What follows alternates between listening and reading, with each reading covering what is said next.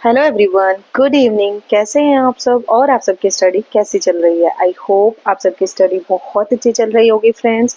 और जैसा कि आप देख सकते हैं 9:36 हुए हैं और आज 9:36 से मेरा जो सेशन है वो शुरू हो रहा है।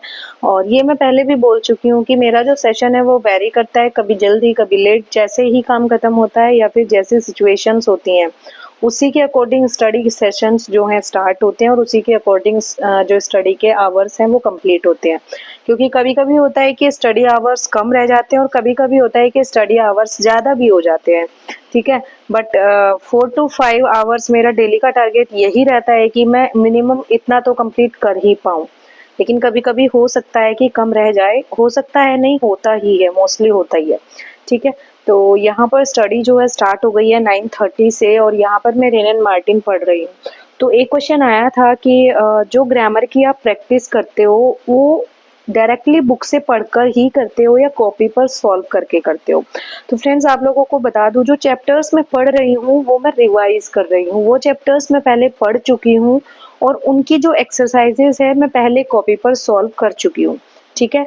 और कुछ कुछ एक्सरसाइजेज मैंने बुक में ही सॉल्व कर रखी हैं जो बुक में हो सकती हैं। सपोज फिलअप्स जो होते हैं वो मोस्टली मैं बुक में ही फिल कर लेती हूँ, क्योंकि जब हम रिवाइज करने आते हैं तो हमें कॉपी की एक्सरसाइजेज नहीं मिलती हैं और इस जो बुक की आंसर की है वो अलग से रहती है, वो बुक में नहीं दिए रहते हैं आंसर। तो उस टाइम इतना टाइम नहीं होता है कि हम अलग अलग चीज़ें अपने पास रखें और उनसे मैच करके तब पढ़ पाएँ। तो जो चीज़ें हम फिल कर सकते हैं वो मैं वहीं पर फिल कर लेती हूँ, जो चीज़ें फिल नहीं कर सकते हैं वो मैं कॉपी में सॉल्व कर लेती हूँ, ठीक है। और आप लोग बोल रहे थे कि कॉपी में ही मतलब बुक में ही कर लेते हो क्या? तो मैं यही बता रही हूँ कि जो चीज़ें मैं पहले से पढ़ी हुई हूँ, जो मैंने पहले से सॉल्व की हुई हैं, तो मैं ओनली उनको देख लेती हूँ बुक में ही कि इस सेंटेंस का क्या आंसर रहेगा, इस क्वेश्चन का क्या आंसर रहेगा, ये करके। लेकिन जैसे ही कोई न्यू एक्सरसाइजेज आती हैं वो मैं कॉपी में सॉल्व करती हूँ, ठीक है।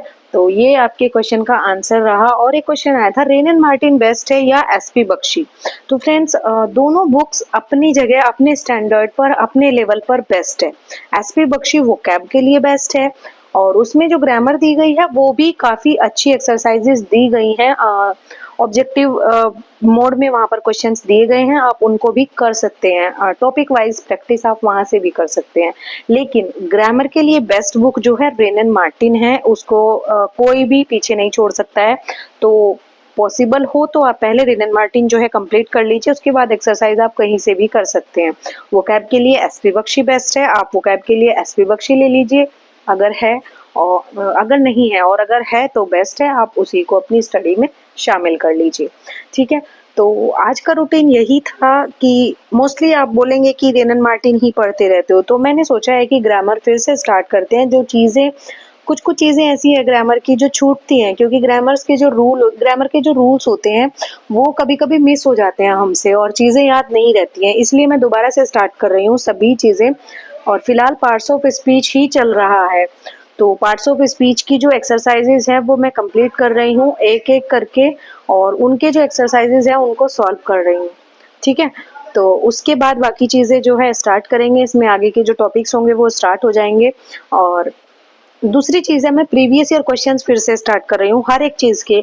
कभी फिगर्स ऑफ स्पीच के पढ़ लेती हूँ, कभी हिस्ट्री ऑफ इंग्लिश लिटरेचर के पढ़ लेती हूँ और कभी कभी लिटरेरी टर्म्स के पढ़ लेती हूँ। मोस्टली मैंने अभी 2-3 ही स्टार्ट किए हैं, हिस्ट्री ऑफ इंग्लिश लिटरेचर और लिटरेरी टर्म्स और फिगर्स ऑफ स्पीच। ये तीनों चीज़ें मुझे थोड़ी सी चैलेंजिंग लगती हैं, क्योंकि कभी कभी होता है कि हम कंफ्यूज हो जाते हैं टर्म्स को लेकर या फिर फिगर्स ऑफ स्पीच को लेकर। तो वही मैं बता रही हूँ कि literary terms, history of English literature और फिगर्स ऑफ स्पीच, उसके प्रीवियस ईयर क्वेश्चंस मैं पहले कंप्लीट कर रही हूँ। उसके बाद देखेंगे कि क्या करना है, कैसे करना है, ठीक है। लिटरेचर में क्या चल रहा है, लिटरेचर में मैं कोई भी राइटर उठाकर रिवाइज कर लेती हूँ जो मैंने नोट्स बनाए हुए हैं, या फिर मेरे पास एसके अरोरा बुक है, उसमें काफ़ी मटेरियल है, हम वहाँ से भी उसको कंप्लीट कर सकते हैं। तो जैसे भी आपको सूटेबल लगे, आपको लगे कि आपके जो नोट्स हैं वो बहुत अच्छे हैं और कंप्लीट नोट्स हैं, आपको बुक की ज़रूरत नहीं है, तो आप वहाँ से कर सकते हैं, अदरवाइज आप बुक से कीजिए, ये भी बेस्ट है। ओके, और लास्ट में बात आती है प्रैक्टिस सेट की। तो आप प्रैक्टिस सेट कब सॉल्व करें? अभी पीछे जब लग रहा था कि एग्ज़ाम जल्दी होगा तो हम जल्दी-जल्दी प्रैक्टिस सेट्स जो है सॉल्व कर रहे थे। लेकिन फिर से जब लगा कि एग्ज़ाम नहीं हो रहा है तो प्रैक्टिस सेट्स हमने फिर से छोड़ दिए हैं और 1 वीक में 1 प्रैक्टिस सेट आप सॉल्व कर सकते हैं, जिससे कि आपको ये पता चलता रहे कि कौन से टॉपिक्स आपके टू द पॉइंट चल रहे हैं और कौन से पॉइंट्स आपके वीक चल रहे हैं। तो आप ये चीज़ देख सकते हैं कि किस टॉपिक में आपको और ज़्यादा मेहनत करने की ज़रूरत है। प्रैक्टिस सेट्स वीक में एक बार सॉल्व कीजिए, फिर उसको एनालिसिस कीजिए, उसके एनालिसिस के बाद जो पॉइंट्स जो टॉपिक्स आपको दिखते हैं, मिलते हैं, जो वीक हैं उन पर फिर से काम कीजिए, ठीक है। और लास्ट में बात आती है एग्जाम डेट की, जो कि हमने कल भी बात की थी। तो एग्जाम डेट का लेकर परेशान मत होइए, जब होगा हो जाएगा।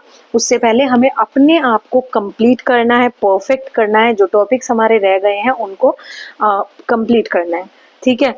और एक चीज़ कि कुछ कुछ क्वेश्चंस आते हैं कि हम डिप्रेस्ड हैं, हम परेशान हो गए हैं, कोई सपोर्ट नहीं करता है। यहाँ पर मुझे बीच में उठकर जाना पड़ा, शायद मैं कुछ काम कर रही थी, उसके लिए मैं बीच में उठकर गई हूँ। तो यस, क्वेश्चन पर आते हैं कि मैं डिप्रेस्ड हूँ, कोई सपोर्ट नहीं करता है। फ्रेंड, आपको एक बात बताती हूँ, कोई भी किसी को कभी भी बिना मतलब के सपोर्ट नहीं करेगा, ठीक है। बहुत ही बड़ी बात है, हर कोई हर किसी से मतलब से जुड़ा हुआ होता है। अगर उसका मतलब है, अगर उसका फायदा है, वो आपसे जुड़ा होगा, आपको सपोर्ट करेगा, अदरवाइज नहीं करेगा। बिना पेरेंट्स के, मम्मी पापा से अलग और भी कोई अगर कोई होगा तो वो आपको बिना किसी फायदे के सपोर्ट नहीं करेगा। इसीलिए अपना सपोर्ट खुद करिए, अपना साथी खुद बनिए, स्ट्रॉन्ग बनिए और किसी से कुछ भी एक्सपेक्ट मत कीजिए, क्योंकि जब हम दूसरों से एक्सपेक्ट करते हैं ना तब दुख होता है, लेकिन जब हम खुद से एक्सपेक्ट करते हैं, खुद से चीज़ें एक्सपेक्ट करते हैं कि मुझे ये करना चाहिए था और मैंने किया नहीं, तब हम खुद को इम्प्रूव करते हैं। तो दूसरों से एक्सपेक्ट करने की बजाय खुद से एक्सपेक्ट कीजिए कि मैं अपने आप को इम्प्रूव करने के लिए और क्या कर सकता हूँ या कर सकती हूँ, क्योंकि कोई और हमारे लिए करने आने वाला नहीं है, हमें खुद से ही स्ट्रॉन्ग बनना होगा। इस मैसेज के साथ वीडियो एंड करती हूँ और थैंक यू सो मच मेरी वीडियोस को देखने के लिए और उस पर कमेंट करने के लिए। Best of luck for your study friends.